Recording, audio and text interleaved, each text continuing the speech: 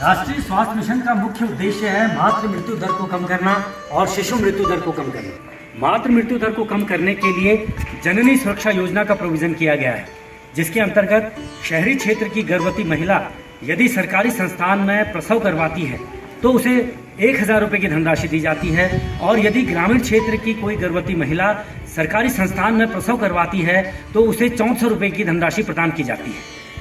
साथ ही जननी शिशु सुरक्षा कार्यक्रम के अंतर्गत गर्भवती महिला को गर्भ धारण करने से प्रसव के पश्चात 42 दिन तक सारी सुविधाएं सरकारी चिकित्सालयों में मुफ्त दी जाती हैं। साथ ही 1 साल तक के शिशु को भी सरकारी चिकित्सालय में सारी सुविधाएं मुफ्त दी जाती हैं। जननी शिशु सुरक्षा कार्यक्रम के अंतर्गत ही घर से चिकित्सालय तक लाने के लिए 108 की सुविधा भी है, और चिकित्सालय से घर तक पहुंचने के लिए खुशियों की सवारी का प्रोविज़न भी किया गया है। विस्तारित प्रधानमंत्री सुरक्षित मातृत्व अभियान भी चलाया जा रहा है। इस अभियान के अंतर्गत हाई रिस्क प्रेगनेंसीज को आइडेंटिफाई करने का काम किया जाता है।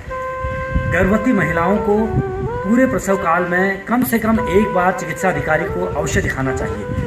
साथ ही यदि कोई हाई रिस्क प्रेगनेंसी है या जटिल प्रसव वाली महिला है तो ऐसी महिला को कम से कम 3 जांच प्रधानमंत्री सुरक्षित मातृत्व अभियान क्लिनिक में आवश्यक रूप से करानी चाहिए। इसके लिए सरकार के द्वारा इंसेंटिव्स या प्रोत्साहन राशि का भी प्रोविज़न किया गया है। गर्भवती महिला जो 3 बार, जो कि हाई रिस्क प्रेगनेंसी है, यदि 3 बार क्लिनिक तक पहुंचती है तो प्रति विजिट उसे 100 रुपये की धनराशि दी जाती है। जो आशा कार्यकर्ती हमारी गर्भवती महिलाओं को मोटिवेट करती है हाई रिस्क प्रेगनेंसीज को प्रधानमंत्री सुरक्षित मातृत्व अभियान क्लिनिक तक लाने में सहायता करती है, प्रति विजिट 100 रुपये की धनराशि मैक्सिमम 3 विजिट के लिए उसे भी प्रदान की जाती है। और हाई रिस्क प्रेगनेंसी जिसका कि सरकारी चिकित्सालय में एक हेल्दी आउटकम होता है, यानी कि सुरक्षित प्रसव होता है, और 42 दिन तक यदि माता और शिशु दोनों सुरक्षित हैं, दोनों स्वस्थ हैं, तो ऐसे में उस आशा कार्यकर्ती को 500 रुपये की धनराशि प्रदान की जाती है।